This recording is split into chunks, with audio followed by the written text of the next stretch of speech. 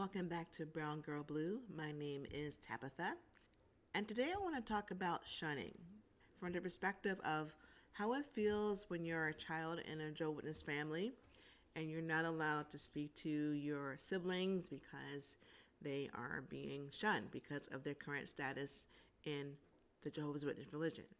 So in the Jehovah's Witness religion, when you are removed from the congregation by disfellowship, or excommunicate is another term for it, where you are not allowed to participate.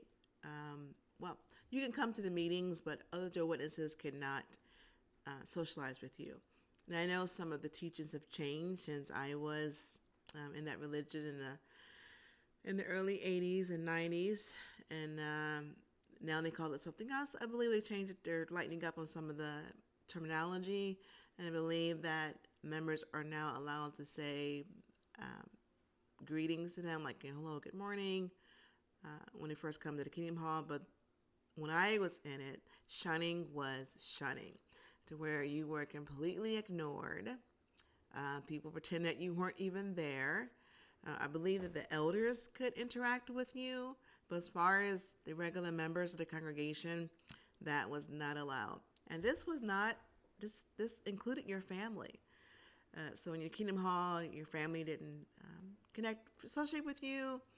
And in my family experience, my sister was no longer a practicing member of that religion, and my parents stopped speaking to her, which means I didn't get to speak to her. And my sister was older than me, so when she left the home, I was still in school. And I didn't see my sister for 10 plus years. No letters, no phone calls, nothing. And I was really close to my sister when I was younger. And so when we did finally connect, there was this gaping hole because we had not been together. And I almost felt like I didn't even know her because I had grown up at that time, and my sister was not a part of my life. So the feeling of being told that you're no longer able to speak to a family member, especially when it's a sibling, especially when it's someone that you adored and loved and looked up to. I mean, she was my only sister, and she was my oldest sister. It's really heartbreaking. And I lost so much time with my sister, time that I could not get back. So that practice of shunning is very harmful to family relationships. And because of my age, I think it was maybe 9 or 10. And when she left, it was it was very sad. I should try and think of the right words to explain how I felt. But I felt abandoned. I didn't understand why she wasn't a bad person. My sister was very protective of me. I loved her dearly. And for my parents to just turn on her like she was a stranger is just an amazing thing to witness. It's just so unbelievable that a parent could do that. And I know so many of you have experienced that, to where your families cut you off. For me, as a younger sibling, to see that happen and to feel that she was somehow different than who she was before. She was the same person. And to have that kind of judgment on her was very hurtful to her, extremely. It impacted her life tremendously. My sister did not live past the age of 38. So she passed away very young. And I lost precious time with her that I could not get back. And then when we came back into each other's lives, we literally just had a few years together, and then she was gone. When I think how my parents treated her, I remember I remember one particular occasion, my sister had came back to visit my parents, and my mom was so angry, like irate. And I remember she told my sister that she wasn't welcome here, and it was just all these hateful things that she was saying to her. And when I look back in hindsight, I think, wow, my sister was being way more Christian than my mom was. My mom had no love. I mean, she was very, very direct with her. Very straight line, like, you're not welcome here. We don't want to talk to you. Go back to wherever you came. And when I saw the look in my sister's eyes, it was like the life had completely drained away from her. Her heart was shattered. Her heart was completely shattered.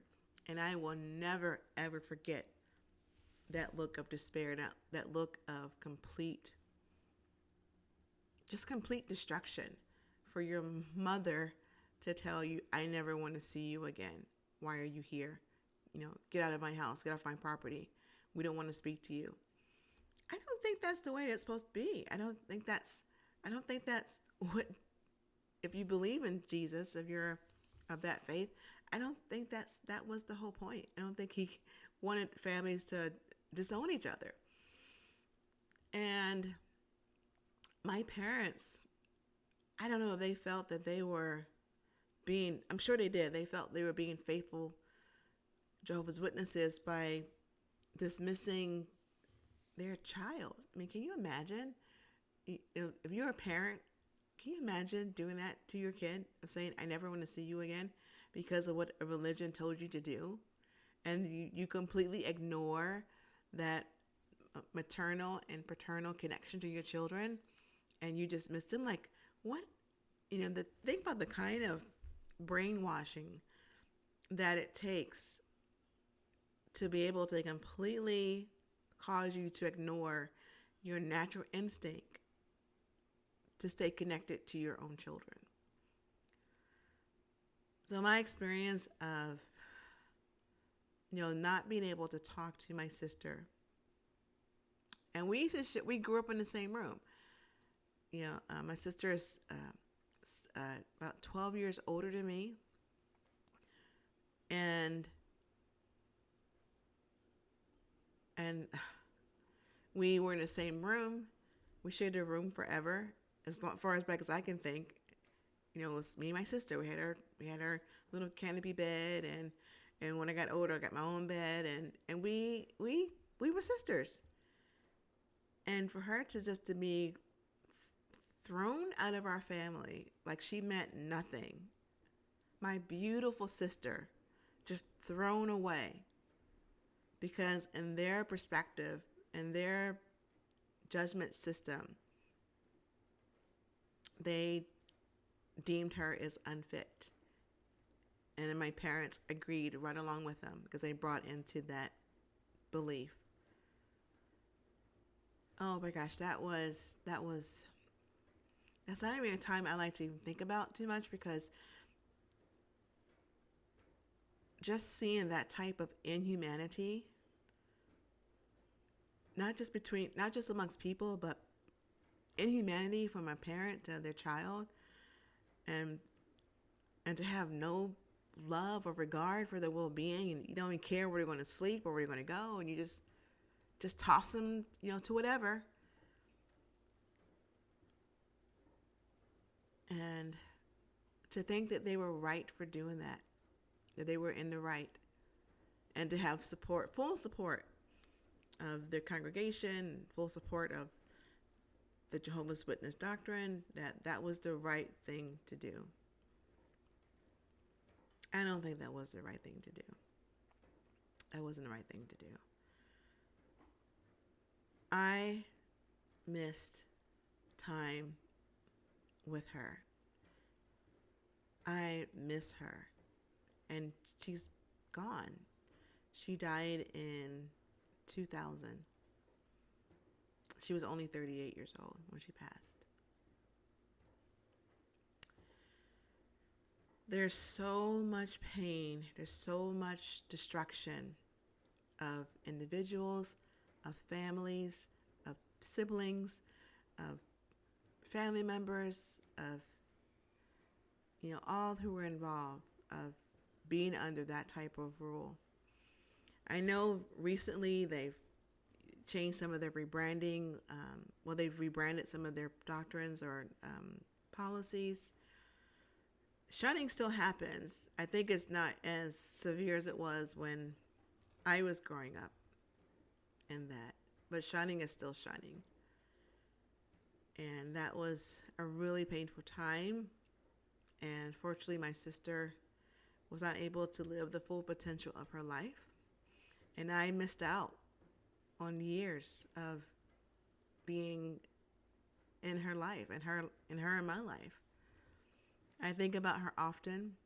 She did have children before she passed away, so I still have connections with my niece and nephews.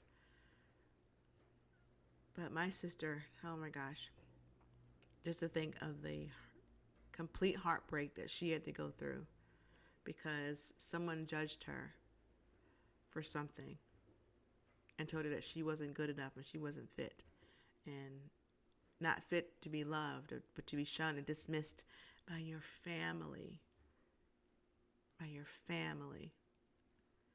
I will never forget that look on her face when my mom told her to go away. That was destructive for her, and I think that broke her. I really do think that was a breaking moment for her when her own mom, supported by my dad, for her just to leave. So that's another memory from my childhood experiences growing up as a Jehovah's Witness, the impact of shunning on those who were left behind, the ones who had no control over what was happening to their family members. Thank you for joining. Please share in the comments your experiences of family members who were shunned, and how did you feel when you could no longer talk to them, whether that was your child or brother or sister or cousin or grandparents, niece and nephews, whoever that was. How did you cope when you were told, because that person had been judged by the congregation or by the elders, and the belief of religion was that you could no longer associate with them? Please share your experiences with me. I really like to read those. Well, that's it for today. Thank you for watching Brown Girl Blue. Hope you have a wonderful day until I see you next time. Okay, see you later. Bye.